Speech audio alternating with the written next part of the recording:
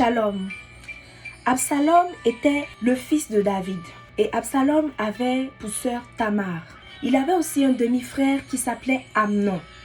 Et la Bible dit que Amnon avait une attirance particulière envers sa demi-sœur Tamar. Mais puisque c'est sa demi-sœur, il souffrait en silence. Il souffrait dans son cœur. Il a dit à son père qu'il était malade. Et il était dans sa chambre et son père est venu le visiter.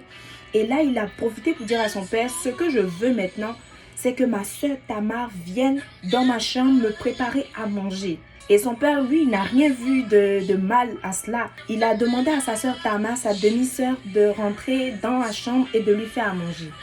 Et lorsque sa sœur est allée dans la chambre, il a profité pour la violenter et il a violé sa sœur. Lorsque Absalom a appris que Amnon, son demi-frère, avait violé sa sœur, il a eu de la haine. Et lorsqu'il a eu cette haine, il a organisé une fête comme quoi j'invite tous les fils de mon père. Et lorsqu'il a invité tous les fils de son père, il a profité du fait que Amnon était ivre pour le tuer. Et lorsqu'il a tué Amnon, il a pris la fuite. Son père était en deuil, David était en deuil. C'était vraiment un moment terrible. Et des années après, Joab a envoyé une femme vers le roi David et lui a dit « Essaie de le convaincre qu'il a besoin de son fils auprès de lui. » Mais la Bible a dit, quelque temps après, David avait oublié cette histoire. Il n'avait plus de rancœur. Il n'avait plus du mal par rapport à la mort de son fils Amnon. Donc c'est comme s'il avait pardonné à Absalom. Mais Absalom était resté là où il était. Mais là, Joab a tout fait avec la femme qu'il avait envoyée aussi pour convaincre le roi David de ramener Absalom dans le palais. Et c'est ce qui a été fait. Absalom est revenu dans le palais. La Bible dit qu'il était un très bel homme, mais il avait un très mauvais comportement. Parce que Joab même, qui a tout fait, qui a tout mis en œuvre pour que Absalom revienne au palais, a vu son champ détruit. Par qui? Par Absalom, qui a envoyé ses serviteurs pour brûler son champ.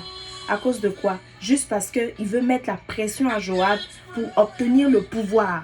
Et après ça, on peut pardonner à quelqu'un, mais ne pas garder la même relation avec la personne. Parce que certaines relations, après des situations difficiles, après des situations de conflit, peuvent devenir toxiques, peuvent détruire notre vie, peuvent détruire notre destinée, peuvent nuire à notre vie, à la vie de ceux qui nous entourent, de notre famille, etc. Ici, en regardant le cas d'Absalom, on peut très bien dire que il faut pardonner, mais il ne faut pas à tout prix essayer de garder les relations qu'on avait avec les personnes à qui on a pardonné. Tant qu'on ne sent pas, tant qu'on n'a pas la conviction que cette personne a un repentir sincère, cette personne est vraiment quelqu'un de changé. Elle est vraiment quelqu'un de différente. Il y a des gens à qui tu pardonnes quelque chose de très grave et tu vas les accepter encore dans ta vie. Mais ces personnes vont venir et vont faire pire. Tu peux pardonner, tu dois pardonner, mais tu ne dois pas garder toutes les relations avec tout le monde à tout prix. Pardonner ne veut pas forcément dire garder la même relation qu'on avait auparavant. Les mêmes délires avec la personne. Partager les mêmes choses avec la personne.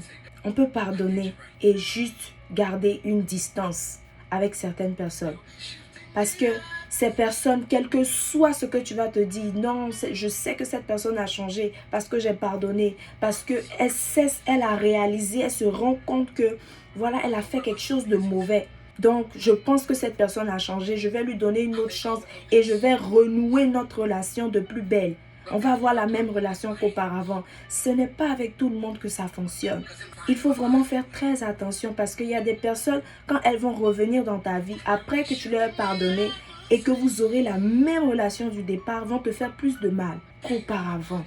Je suis juste venue t'exhorter, t'encourager. Je suis juste venue te donner ce conseil. Pardonne, mais avant de renouer une relation avec une personne comme vous l'avez eu auparavant, vérifie si son repentir est sincère. Vérifie si cette personne a de bonnes intentions avant de l'accepter comme tu l'avais placé à un piédestal dans ta vie. Que Dieu te bénisse.